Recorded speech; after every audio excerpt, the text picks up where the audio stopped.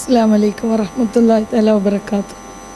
ഞാൻ താഹിറ മുഅല്ലിമൻ്റെ ക്ലാസ്സിലെ സെയ്ദ് നജ്വാൻ അലിയുടെ ഉമ്മയാണ്.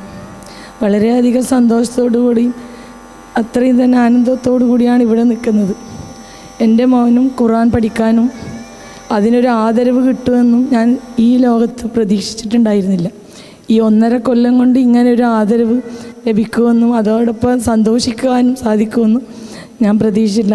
അല്ലാഹു തആല എത്ര ശുക്ർ ചെയ്താലും 1000 ലക്ഷം കോടി നന്ദി ഒരൊറ്റ സെക്കൻഡ് കൊണ്ട് പറഞ്ഞാലും മതിയാവാത്ത ഒരു സന്ദർഭത്തിലാണ് ഞാനിവിടെ നിൽക്കുന്നത്.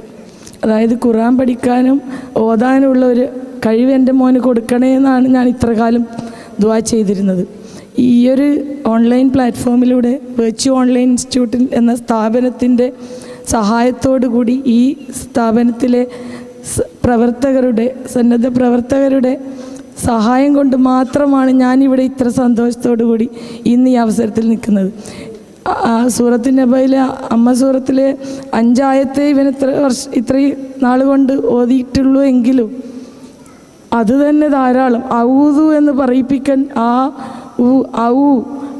ഔദു ഇങ്ങനെ പറയിപ്പിച്ചിട്ടാണ് അവർ ഔദു ബില്ലാഹി മിനശ് ശൈത്താനിർ റജീം എന്ന് ഇത്രയും നാൾ കൊണ്ട് പറഞ്ഞത്. എത്രയോ നാളുകളായി സൂറത്തുൽ ഫാത്തിഹ ഓതാൻ യൂട്യൂബ് ചാനൽ വെച്ചുകൊണ്ട് സ്വയം ശ്രമിക്കുമായിരുന്നു, പക്ഷേ സാധിച്ചിട്ടില്ല. ഇപ്പോഴും ഓതാൻ ശ്രമിക്കുന്നു, പക്ഷേ ആവുന്നില്ല.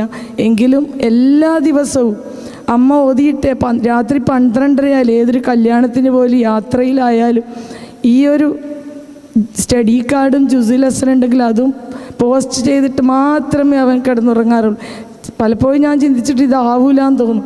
എങ്കിലും ബർനാമത്തുൽ അമലിൻ്റെ ഈ റൂൾസ് ആൻഡ് റെഗുലേഷൻസിന് വേണ്ടി ഞാനും അവനും കടന്ന് ശ്രമിച്ചുകൊണ്ട് ഇത്ര വരെ എത്തി. അതിനുള്ള ഒരു ആദരവ് നൽകിയ ഈ സ്ഥാപനത്തിൻ്റെ പിന്നിൽ പ്രവർത്തിക്കുന്ന എല്ലാവർക്കും അല്ലാഹു ദുനിയാവും ആഖിറവും സ്വർഗമാക്കി കൊടുക്കട്ടെ.